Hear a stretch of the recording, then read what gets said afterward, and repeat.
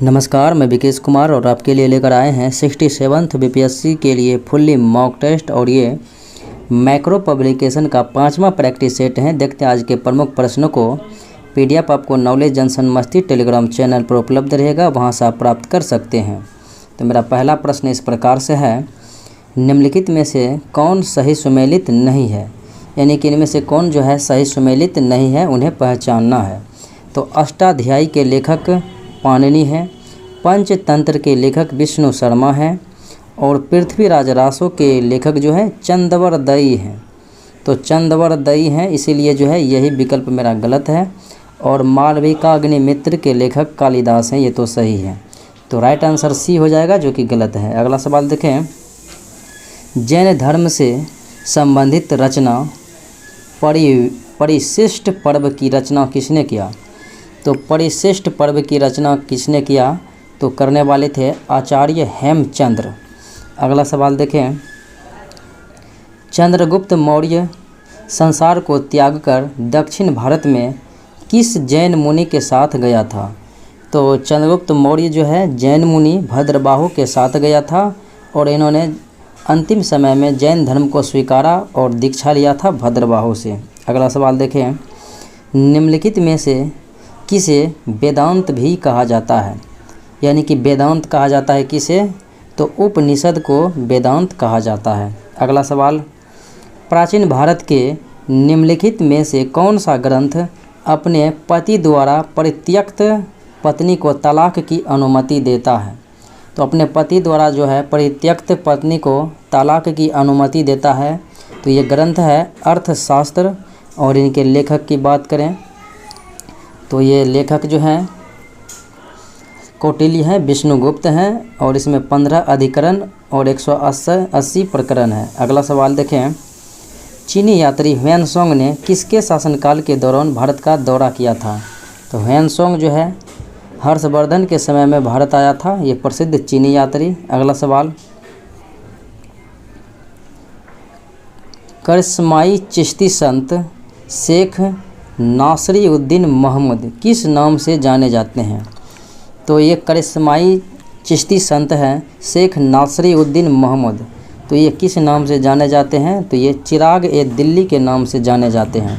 अगला सवाल है, अकबर के शासनकाल के दौरान प्रशासन से मान्यता प्राप्त केंद्रीय तंत्र के तहत सैन्य विभाग के प्रमुख कौन थे। तो सैन्य विभाग के प्रमुख होते थे मीर बख्शी। अगला सवाल है, सूची 1 सूची 2 के साथ मैचिंग कराना है। एक तरफ राजवंश है, एक तरफ उसका समय अवधि दिया गया है। तो आपको पता है कि दिल्ली सल्तनत पर जो है, यानी कि दिल्ली पर शासन करने वाले जो है दिल्ली सल्तनत पर कुल वंशों में, जैसे कि गुलाम वंश, खिलजी वंश, तुगलक वंश, सैयद वंश और लोदी वंश ने शासन किया था। तो इसमें तुगलक वंश का जो है शासन सबसे पहले देखा जाए तो कहाँ से कहाँ तक था।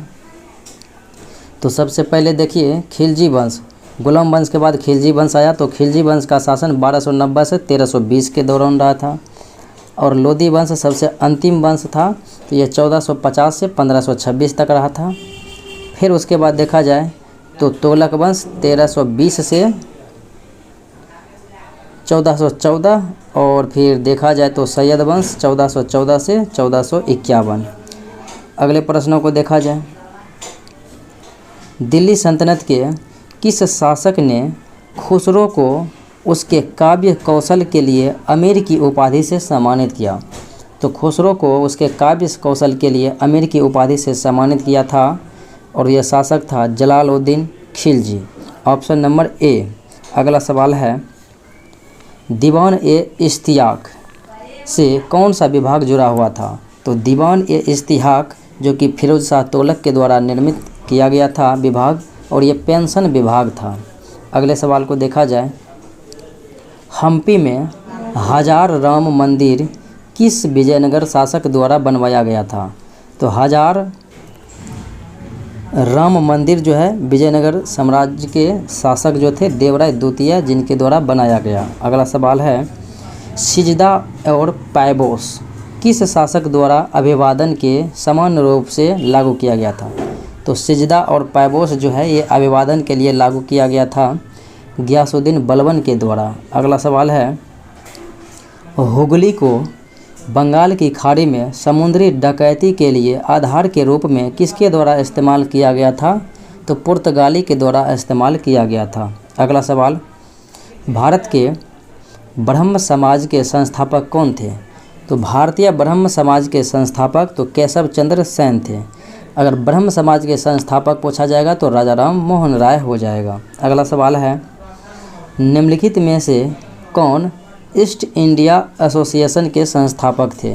तो ईस्ट इंडिया एसोसिएशन के संस्थापक जो है ये थे दादा भाई नौरोजी, लंदन में किए थे। अगला सवाल देखा जाए, निम्नलिखित में से किसने सबसे पहले भारत का संविधान बनाने के लिए एक संविधान सभा का विचार रखा था? तो ये 1934 ईस्वी में स्वराज पार्टी के द्वारा सर्वप्रथम रखा गया था।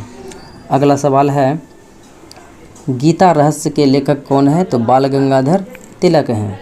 अगले प्रश्नों को देखें, भारत में पहली जूट कटाई मशीन कहाँ स्थापित किया गया था? तो भारत में पहली जूट मिल जो है 1855 ईस्वी में स्थापित किया गया था रिसरा श्रीरामपुर में। अगला सवाल देखा जाए, धर्म जनता के लिए अफीम है और यह कथन किसका है? तो धर्म जनता के लिए अफीम है और कार्ल मार्क्स के द्वारा कहा गया। अगला सवाल है, भारत कोकिला नाइटिंगेल ऑफ इंडिया के रूप में जाना जाता है सरोजिनी नायडू को।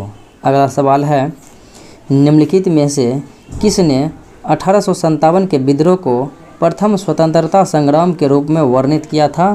तो यह था बी.डी. सावरकर, विनायक दामोदर सावरकर जी ने कहा था। अगला सवाल, ब्रिटिश गवर्नर जिसे नाइट ऑफ एयरकोर्ट कहा जाता है तो ये था रॉबर्ट क्लाइव। अगला सवाल है, निम्नलिखित में से कौन सी पुस्तक गांधी जी द्वारा नहीं लिखा गया?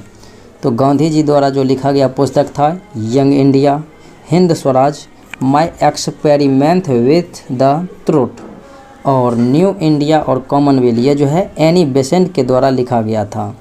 तो इसलिए राइट आंसर आपका हो जाएगा बी, जो कि एनी बेसेंट के द्वारा लिखा गया, गांधी जी के द्वारा नहीं। अगला सवाल है, उर्दू साप्ताहिक समाचार पत्र अल हिलाल और अल बालाग की स्थापना किया था मौलाना अबुल कलाम आज़ाद के द्वारा। अगला सवाल देखा जाए, निम्नलिखित में से किसे 3 जून योजना के नाम से जाना जाता है? तो 3 जून 1947 के एक योजना जो पेश हुआ था उसे माउंटबेटन योजना कहा जाता है, जिसके द्वारा भारत का विभाजन हुआ था। अगला सवाल देखा जाए, निम्नलिखित में से कौन सा युग्म सही सुमेलित नहीं है? विनियम अधिनियम 1773 रॉबर्ट क्लाइव, यही जो है गलत है। ये रॉबर्ट क्लाइव के समय में नहीं बल्कि वारेन हेस्टिंग के समय में ये पारित हुआ था, इसीलिए जो है ये गलत है। और इल्बर्टविल लॉर्ड रिपन के समय लेप्स का सिद्धांत डलहौजी और सहायक गठबंधन बेलेजली, ये सब सही है। अगला सवाल देखे जाए, निम्नलिखित में से किस विद्रोह को कुमाऊं की बारदौली के नाम से जाना जाता है? तो कुमाऊं की बारदौली के नाम से जाना जाता है और ये विद्रोह है नमक सत्याग्रह, जो कि 1930 ईस्वी में हुआ था। निम्नलिखित में से कौन कांग्रेस द्वारा गठित राष्ट्रीय योजना समिति के अध्यक्ष थे? तो राष्ट्रीय योजना समिति जो कि 1938 ईस्वी में स्थापित किया गया था सुभाष चंद्र बोस के द्वारा, इसके अध्यक्ष जो है जवाहरलाल नेहरू थे। अगला सवाल देखें, निम्नलिखित में से कौन कैबिनेट मिशन का सदस्य नहीं था? मार्च 1946 में कैबिनेट मिशन सदस्य जो है 3 सदस्य जो है भारत आया था कैबिनेट मिशन के रूप में, और वो था पैथिंक लॉरेंस जिसकी अध्यक्षता कर रहे थे, और एवी अलेक्जेंडर, स्टैफोर्ड क्रिप्स, और लॉर्ड वेवेल यहाँ का जो है भारत का वायसराय था, तो यही इसके सदस्य नहीं थे। अगले प्रश्नों को देखें, पदार्थ की मात्रा का एसआई मात्रक क्या है? तो पदार्थ की मात्रा का एसआई मात्रक होता है किलोग्राम। अगला सवाल देखें, जब प्रकाश हवा से कांच में गुजरता है तो इनके परिवर्तन का अनुभव होता है। यानी कि जब प्रकाश हवा से कांच में जाएगा तो क्या क्या परिवर्तित हो जाएगा, तो तरंग दैर्घ्य बदलेगा और इसका गति बदलेगा, आवृत्ति अपरिवर्तित रहेगा। अगला सवाल देखे जाए तो दो बिंदुओं के बीच विद्युत विभवांतर को मापने के लिए प्रयुक्त उपकरण का नाम क्या है? तो विभवांतर मापा जाता है वोल्ट मीटर से। अगले सवाल को विद्युत धारा एमीटर से। अगला सवाल देखें, निम्नलिखित में से अच्छा विद्युत चालक, तो सबसे अच्छा विद्युत का चालक चांदी होता है, उसके बाद तांबा होता है। अगला सवाल, वॉशिंग मशीन किस सिद्धांत पर कार्य करता है? तो ये सेंट्रीफ्यूगेशन के सिद्धांत पर कार्य करता है, अर्थात ये अपकेंद्रीय बल पर जो है कार्य करता है। अगला सवाल है, भूकंप का पता लगाने के लिए किस उपकरण का प्रयोग किया जाता है? तो भूकंप का पता लगाने के लिए सिस्मोमीटर का उपयोग किया जाता है और भूकंप का अध्ययन सिस्मोलॉजी में किया जाता है। अगला सवाल, पानी का पीएच मान निम्न के साथ घटता है, तो पानी का जो है पीएच मान किस क्रम के अनुसार घटता है?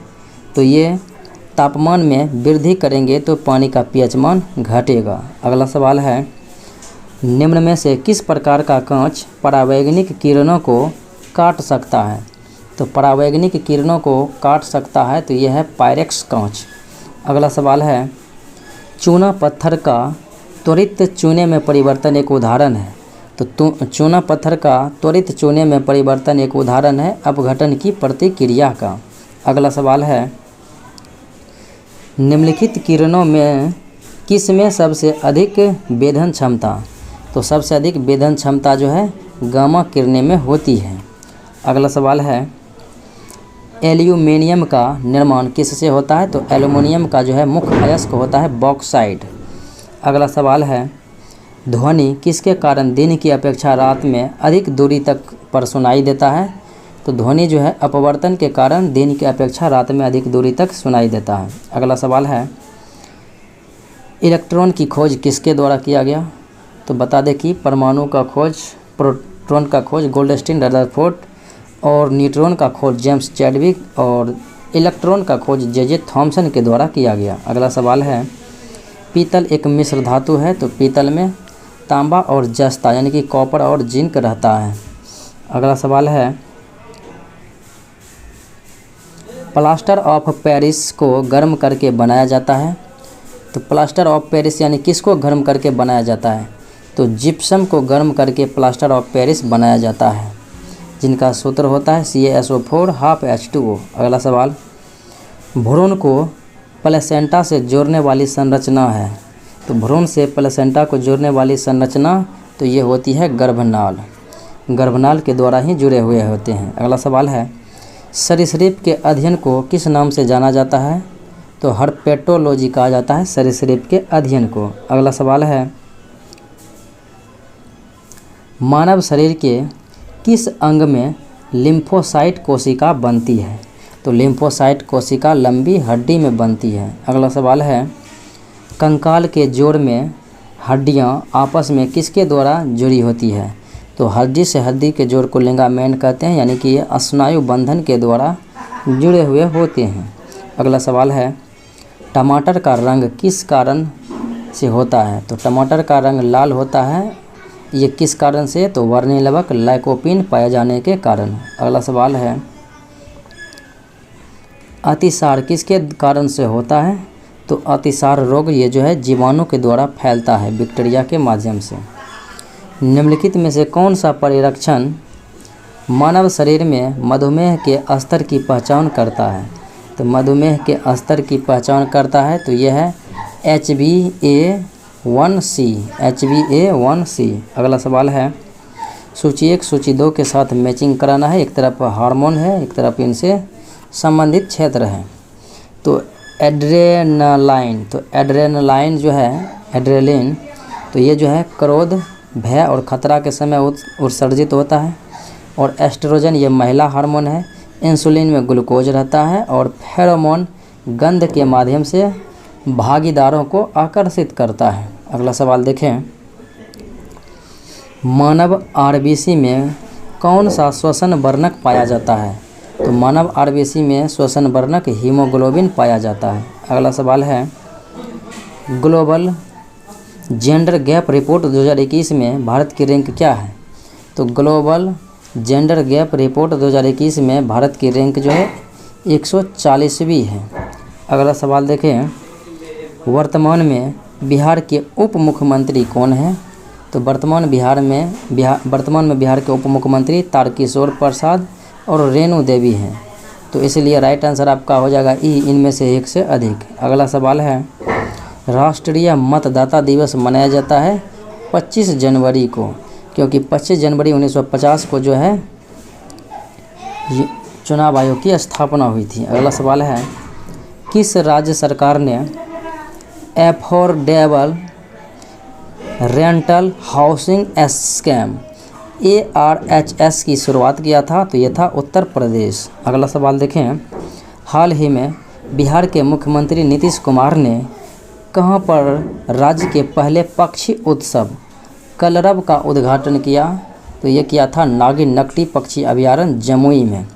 अगला सवाल देखें, 27वें हुनर हाट का आयोजन, तो 27वें हुनर हाट का आयोजन किस शहर में किया गया? तो ये भोपाल शहर में किया गया। अगला सवाल है, भारत का पहला पोलिनेटर पार्क, तो भारत का पहला पोलिनेटर पार्क खोला गया था उत्तराखंड में। अगले सवाल को देखें, WHO द्वारा 2021 में किन 2 देशों को मलेरिया मुक्त घोषित किया गया था? तो ये देश था चाइना और अल सल्वाडोर। अगला सवाल है, भारत का निम्नलिखित में से कौन सा राज्य सोयाबीन का प्रमुख उत्पादक है? तो ये राज्य है मध्य प्रदेश। अगला सवाल है, ICC विश्व टेस्ट चैंपियनशिप फाइनल इंग्लैंड में न्यूजीलैंड और भारत के बीच खेला गया था? तो ये साउथहैम्पटन में, जिसमें न्यूजीलैंड ने भारत को हराया था। अगला सवाल है, IUCN, तो IUCN का फुल फॉर्म होता है International Union for Conservation of Nature, option number A. अगला सवाल देखें, निम्नलिखित में से कौन all time favourites for children? तो all time favourites for children के लेखक हैं रस्किन बॉन्ड। अगला सवाल है, हाल ही में vision 2035 public health service lines in India, तो इनके लेखक ये जो है किसके द्वारा जारी किया गया? तो ये नीति आयोग के द्वारा जारी किया गया। अगला सवाल देखें,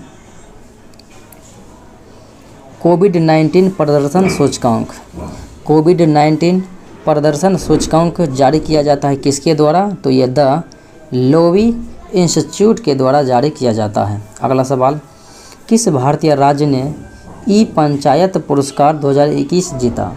तो 2021 ईस्वी में ई पंचायत पुरस्कार उत्तर प्रदेश ने जीता। अगला सवाल है, बांग्लादेश और किस देश ने संयुक्त नौसैनिक अभ्यास कैरेट बांग्लादेश 2020 का शुभारंभ किया था? तो यह था भारत, बांग्लादेश और USA। अगला सवाल है, संयुक्त राष्ट्र द्वारा मानव अधिकारों की विश्वव्यापी घोषणा को कब अपनाया गया था? तो ये 10 दिसंबर 1948 ईस्वी को अपनाया गया था। अगला सवाल, Indian Premier League IPL governing council के वर्तमान अध्यक्ष ये हैं ब्रजेश पटेल। अगला सवाल है, सुभाष चंद्र गर्ग समिति का संबंध किससे है? तो सुभाष चंद्र गर्ग समिति क्रिप्टो करेंसी से संबंधित है। अगला सवाल देखें, सियोल शांति पुरस्कार 2020 किसे प्रदान किया गया? तो सियोल शांति पुरस्कार 2020 ओलंपिक के जो अध्यक्ष हैं थॉमस बॉक को दिया गया। अगला सवाल है, हाल ही में अंतर्राष्ट्रीय महिला दिवस के अवसर पर निम्नलिखित में से किसके द्वारा वुमेन विल वेब लॉन्च किया गया? तो वुमेन विल वेब लॉन्च किया गया था गूगल इंडिया के द्वारा। अगले प्रश्नों को देखा जाए, हाल ही में गर्भवती महिलाओं के लिए आपातकालीन सहायता प्रदान करने के लिए व्हाट्सएप हेल्पलाइन नंबर निम्नलिखित में से किसके द्वारा जारी किया गया था? तो राष्ट्रीय महिला आयोग के द्वारा जारी किया गया था। अगला सवाल देखें, निम्नलिखित में से किस देश को यूरोप का कॉकपिट कहा जाता है? तो कॉकपिट ऑफ यूरोप बेल्जियम को कहा जाता है। अगला सवाल, उत्कल दिवस निम्नलिखित में से किस राज्य द्वारा मनाया जाता है?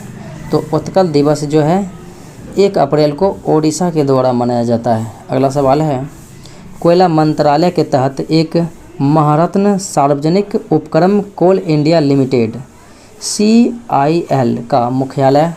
तो यह है कोल इंडिया लिमिटेड का मुख्यालय कोलकाता में। अगला सवाल है, ब्रिक्स के वित्त मंत्रियों और केंद्रीय बैंक के गवर्नरों की पहली बैठक की मेज़बानी किस देश ने किया था? तो ये भारत देश ने किया था, तो इसलिए राइट आंसर C हो जाएगा। अगला सवाल देखें, भारतीय नौसेना ने किस संगठन के साथ सहायक एनजी का पहला सफल परीक्षण किया? तो सहायक एनजी का पहला सफल परीक्षण भारतीय नौसेना DRDO के साथ किया। अगला सवाल, सिक्किम ए हिस्टोरी ऑफ इंट्रीग्यू एंड एलियंस, तो ये पुस्तक जो है किसके द्वारा लिखा गया? तो प्रीत मोहन सिंह मलिक के द्वारा लिखा गया। अगला सवाल, संयुक्त राज्य अमेरिका ने किस थीम के साथ जलवायु कार्यक्रम पर नेताओं के शिखर सम्मेलन की मेज़बानी की है? तो ये जो है आवर कलेक्टिव स्प्रिंट टू 2030 के साथ जो है इस थीम के साथ जलवायु कार्यक्रम पर नेताओं के शिखर सम्मेलन की मेज़बानी किया था। अगला सवाल देखें, वर्ष 2021 के लिए विश्व खाद्य पुरस्कार दिया गया था, तो ये था शकुंतला हरक सिंह, और 2020 में दिया गया था रतन लाल को। अगला सवाल देखें, संविधान की 8वीं अनुसूची संबंधित है किससे? तो संविधान की 8वीं अनुसूची में जो है 22 प्रकार के भाषाओं को जो है क्षेत्रीय भाषा का दर्जा दिया गया, तो अर्थात ये भाषा से संबंधित है। अगला सवाल देखें, भारतीय संविधान में आजीविका के पर्याप्त साधनों का अधिकार निम्नलिखित में से एक के रूप में सुनिश्चित किया गया है? तो ये जो है आजीविका के पर्याप्त साधनों का अधिकार ये दिया गया है राज्य के नीति निर्देशक सिद्धांत में, जिनका वर्णन भाग 4 में और अनुच्छेद 36 से 51 में किया गया है। अगले प्रश्नों को देखें,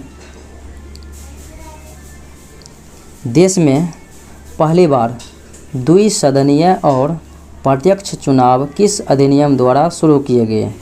तो द्विसदनीय विधायिका और प्रत्यक्ष चुनाव ये जो है भारत शासन अधिनियम, भारत सरकार अधिनियम 1919 ईस्वी के द्वारा किया गया। अगला सवाल है, टैक्सेशन कानून संशोधन बिल कब पारित हुआ? तो टैक्सेशन कानून संशोधन बिल 5 अगस्त 2021 ईस्वी को पारित हुआ था। अगला सवाल है, मंडल आयोग जो कि 1979 ईस्वी में नियुक्ति किया गया था, तो किस प्रधानमंत्री के कार्यकाल में? तो 1979 मंडल आयोग जो नियुक्ति की गई थी मोरारजी देसाई के कार्यकाल में। अगला सवाल, उच्च न्यायालय के न्यायाधीशों की नियुक्ति कौन करता है? तो राष्ट्रपति के द्वारा किया जाता है और शपथ राज्यपाल दिलाते हैं। अगला सवाल है, भारत में राष्ट्रपति का चुनाव किसके द्वारा किया जाता है? तो भारत में राष्ट्रपति का चुनाव एकल हस्तांतरीय वोट प्रणाली के आधार पर किया जाता है, अनुपातिक वोट प्रणाली पर। तो ये हो जाएगा एकल हस्तांतरीय वोट प्रणाली के आधार पर। अगला सवाल है, न्यायिक समीक्षा का अर्थ है कि सर्वोच्च न्यायालय, तो न्यायिक समीक्षा यानी कि न्याय की समीक्षा कर सकता है, जांच कर सकता है सर्वोच्च न्यायालय। तो इसका अर्थ यही हुआ कि किसी भी राज्य द्वारा बनाए गए कानून को रद्द कर सकता है सर्वोच्च न्यायालय। अगला सवाल है, भारत के संविधान में अरुणाचल प्रदेश के लिए विशेष प्रावधान किस अनुच्छेद के अंतर्गत किए गए हैं? अनुच्छेद 371 के H के माध्यम से किए गए हैं। अगला सवाल है, निम्नलिखित में से कौन राज्यसभा के सभापति के रूप में कार्य करता है? तो भारत के उपराष्ट्रपति ही राज्यसभा के सभापति के रूप में कार्य करते हैं। अगला सवाल, राज्यसभा में निम्नलिखित राज्यों की सीटों का उचित अवरोही क्रम चुनें। अवरोही क्रम यानी कि घटते क्रम में जाना है, बढ़ने से पहले ज़्यादा वाला, फिर उसके बाद कम कम होते जाना है। तो राज्यसभा की सीटों की संख्या की बात करें, उत्तर प्रदेश में 31 है, महाराष्ट्र में 19 है, तमिलनाडु में 18 है और बिहार में 16 है। तो राइट आंसर आपका हो जाएगा सी। अगला सवाल देखें, भारत के संविधान की 8वीं अनुसूची में भाषाओं की सूची में निम्नलिखित में से किस भाषा को सम्मिलित नहीं किया गया? तो 8वीं अनुसूची के अंतर्गत जो है 22 भाषाओं को क्षेत्रीय भाषा का दर्जा दिया गया है, जिसमें भोजपुरी और अंगिका को शामिल नहीं किया गया है ये 22 भाषाओं में। तो इसलिए बी और डी राइट आंसर होगा, तो इसलिए राइट आंसर आपका ई हो जाएगा, इनमें से एक से अधिक। अगला सवाल है, शिक्षा शुरू में एक राज्य का विषय था जिसे किसके द्वारा समवर्ती सूची में स्थानांतरित किया गया? तो राज्य सूची से समवर्ती सूची में स्थानांतरित किया गया था 42वां संविधान संशोधन 1976 ईस्वी के माध्यम से। अगला सवाल है, पंचायत चुनाव कराने का निर्णय निम्नलिखित में से किसके द्वारा लिया जाता है? तो पंचायत चुनाव कराने का निर्णय लिया जाता है राज्य सरकार के द्वारा, लेकिन पंचायत चुनाव कराया जाता है यानी किया जाता है राज्य निर्वाचन आयोग के द्वारा। अगला सवाल है, निम्नलिखित में से कौन एक संसदीय समिति नहीं है? तो संसदीय समिति में जो है एक नहीं है, तो वह है सलाहकार समिति। अन्य समितियां जैसे कि वित्तीय समिति, जांच करने के लिए समितियां, ये सब जो है संसदीय समिति हैं। अगला सवाल देखें, केंद्रीय भारतीय भाषा संस्थान, केंद्रीय भारतीय भाषा संस्थान निम्नलिखित में से किस स्थान पर है? तो ये मैसूर में है। अगला सवाल देखें, निम्नलिखित में से कौन सा देश विश्व में नारियल का तीसरा सबसे बड़ा उत्पादक देश है? तो विश्व में नारियल का तीसरा सबसे बड़ा उत्पादक देशों की बात करें तो वो हो जाएगा भारत, और पहले स्थान पर इंडोनेशिया है। अगला सवाल देखें, 2011 की जनगणना के अनुसार भारत के निम्नलिखित में से किस राज्य में अनुसूचित जाति यानी कि एससी का जो है जनसंख्या का प्रतिशत यानी अधिक है, यानी एससी अधिक है? तो सर्वाधिक एससी है उत्तर प्रदेश में, एसटी मध्य प्रदेश में। अगला सवाल, हॉर्मुज जल संधि किसको जोड़ता है? तो हॉर्मुज जल संधि जो जोड़ता है ये फारस की खाड़ी और ओमान की खाड़ी को, फारस की खाड़ी प्लस ओमान की खाड़ी को जोड़ता है, जो कि दिए गए ऑप्शन में नहीं है।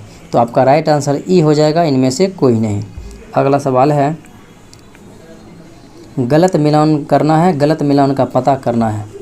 तो सेमांग जनजाति मलेशिया ठीक है, माओरी न्यूजीलैंड ठीक है, एटा जनजाति फिलीपींस में पाया जाता है न कि कजाकिस्तान में। तो एटा जनजाति जो है फिलीपींस में पाया जाता है, इसलिए राइट आंसर सी हो जाएगा, जो कि आपका गलत है। और जुलू नेटाल प्रांत दक्षिण अफ्रीका में ये सही है। अगला सवाल देखें, निम्नलिखित में से किस मिट्टी को स्वयं जोतने वाली मिट्टी कहा जाता है?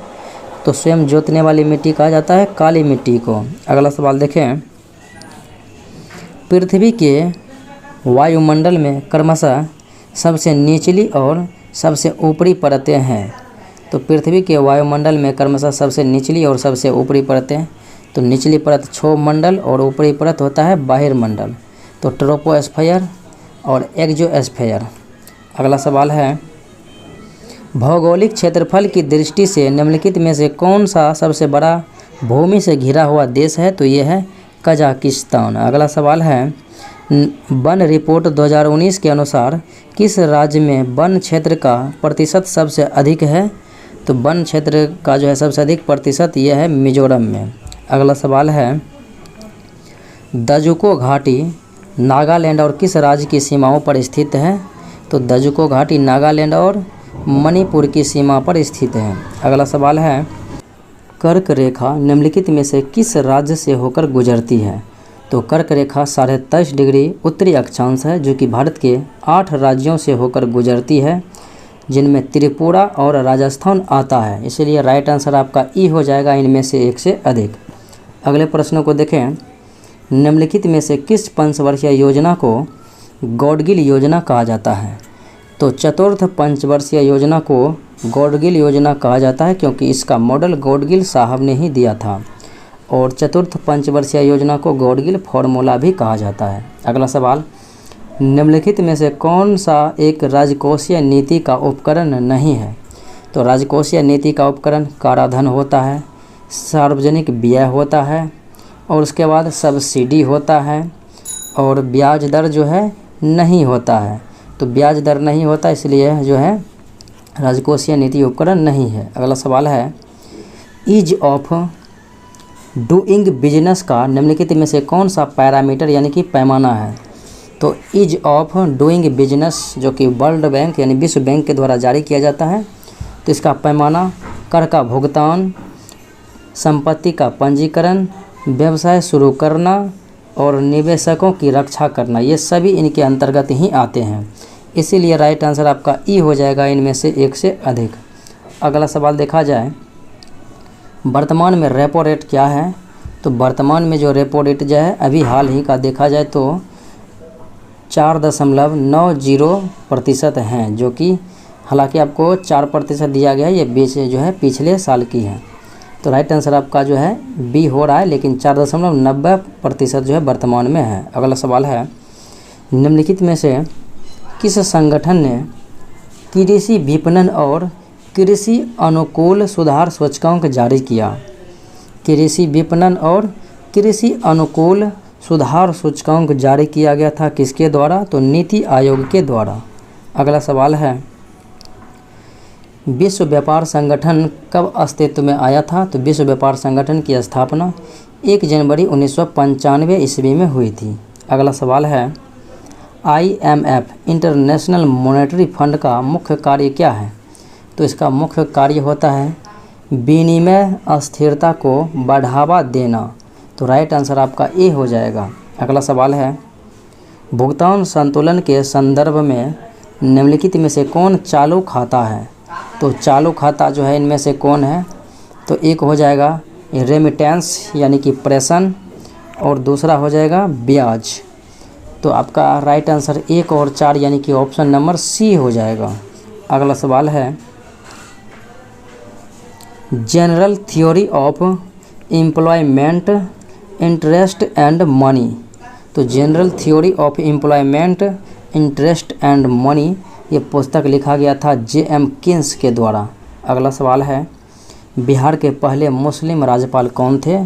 तो ये डॉक्टर ज़ाकिर हुसैन थे। अगला सवाल है, रामचरित एक संस्कृत महाकाव्य कविता किसके द्वारा लिखी गई?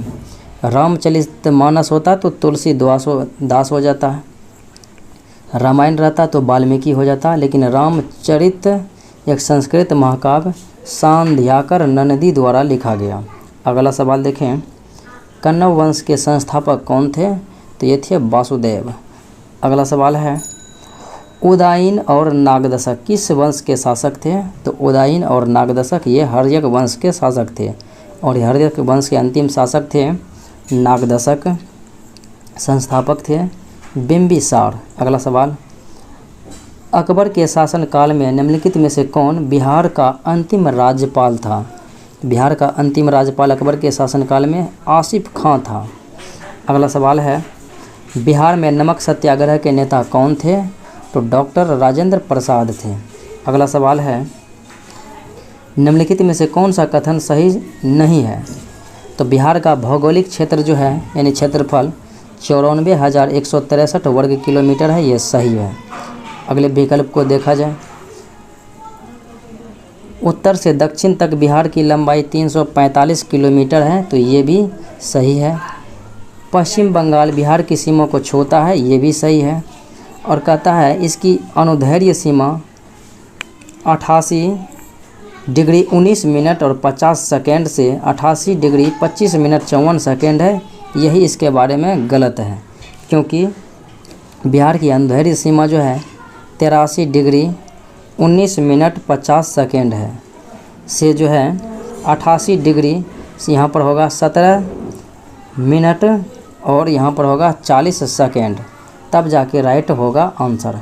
अगला सवाल देखा जाए, वाल्मीकि वन्य प्राणी अभयारण्य। तो वाल्मीकि वन्य प्राणी अभयारण्य बिहार के पश्चिम चंपारण जिले में है। अगला सवाल है, निम्नलिखित में से किस नदी का बिहार में सबसे बड़ा जलग्रहण क्षेत्र है? तो तो बिहार में सबसे बड़ा जलग्रहण क्षेत्र जो है गंगा का है, जो कि चौसा के पास जो है बिहार में प्रवेश करती है और कटिहार में बिहार से बाहर निकलती है। कुल लंबाई जो है 2525 किलोमीटर में 526 किलोमीटर बिहार में इसकी लंबाई होती है। बिहार में सबसे कम वर्षा, सर्वाधिक वर्षा किशनगंज में और सबसे कम वर्षा अरवल में होता है। अगला सवाल देखें, 2011 के अनुसार बिहार की पुरुष साक्षरता दर कितना है? तो पुरुष साक्षरता दर है बिहार का 71.2%। अगला सवाल देखें, भारतीय वन सर्वेक्षण रिपोर्ट 2019 के अनुसार बिहार के निम्नलिखित में से किस जिले में वन क्षेत्र सबसे अधिक है? तो यह है कैमूर जिला में। अगला सवाल है, बिहार राज्य विधान परिषद के वर्तमान अध्यक्ष। तो बिहार विधान परिषद के अध्यक्ष जो हैं अवधेश नारायण सिंह हैं।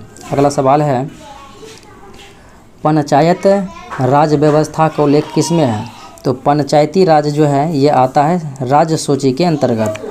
अगला सवाल है, बिहार बजट 2021-22 के अनुसार केंद्र सरकार से राज्य को सहायता अनुदान अनुमानित है 54,531.21 करोड़।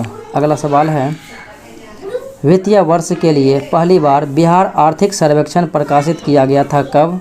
तो ये 2006-07 ईस्वी में प्रकाशित किया गया था। अगला सवाल, बिहार में रबर बांध निम्नलिखित में से किस नदी पर बनेगा? तो बिहार में रबर बांध जो है ये फाल्गु नदी पर गया में बनाया जाएगा। अगला सवाल है, हाल ही में बिहार के किस पर्यटन स्थल को आइकॉनिक टूरिस्ट डेस्टिनेशन के रूप में विकसित करने का निर्णय लिया गया है? तो ये बोध गया को निर्णय लिया गया है। अगला सवाल देखें, बिहार के निम्नलिखित में से किस जिले में प्लास्टिक पार्क बनाया जाएगा?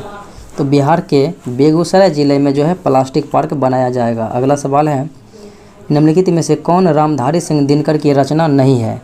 तो रामधारी सिंह दिनकर की रचना हुंकार है, कुरुक्षेत्र है, नील कुसुम है, जबकि संघमित्रा जो है ये राम वृक्ष बेनीपुरी के द्वारा लिखा गया है। तो अगले प्रश्नों को देखा जाए, झरनी नृत्य किसके द्वारा किया जाता है? तो झरनी नृत्य जो है बिहार में मुस्लिम समुदाय के द्वारा किया जाता है, इसलिए राइट आंसर सी होगा। तो ये था आज का मुख्य विश्लेषण। मिलते हैं अगले वीडियो में। जय हिंद।